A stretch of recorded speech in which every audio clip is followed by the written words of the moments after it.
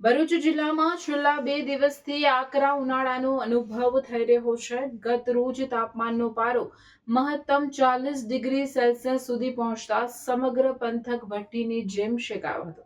આજે પણ બપોરના સમયે તાપમાન 41 થી 42 ડિગ્રી સેલ્સિયસની આસપાસ નોંધાયું, જેના કારણે બપોરના સમયે રસ્તાઓ પર સ્વયંભૂ સંચારબંધી જેવો માહોલ જોવા મળી રહ્યો હતો.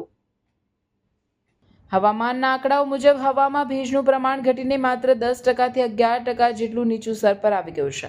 સૂકા પવનો અને લૂના કારણે લોકો પરેશાની ભોગવી રહ્યા છે. ગઈકાલની સરખામણીએ આજે આકાશમાં થોડી ધૂંધળી અસર જોવા મળી હતી. તેમ છતાં ગરમીનું જોર યથાવત રહ્યું છે અને રિયલ ફીલ તાપમાન હજુ પણ ઘણું ઓછું અનુભવાઈ રહ્યું છે. ગરમીની સાથે સાથે ભરૂચમાં વાયુ પ્રદૂષણના સ્તરમાં પણ વધારો નોંધાયો છે.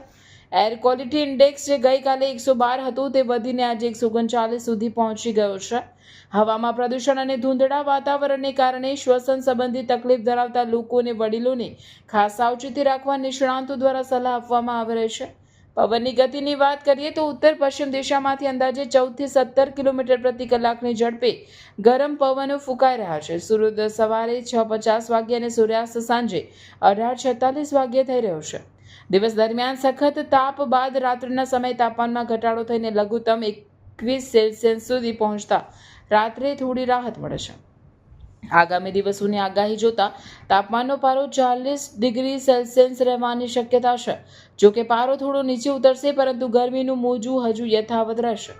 નાગરિકોને બપોરના સમયે બિનજરૂરી બહાર ન નીકળવા અને પુષ્કળ પ્રમાણમાં પ્રવાહી લેવા અનુરોધ કરવામાં આવ્યો છે.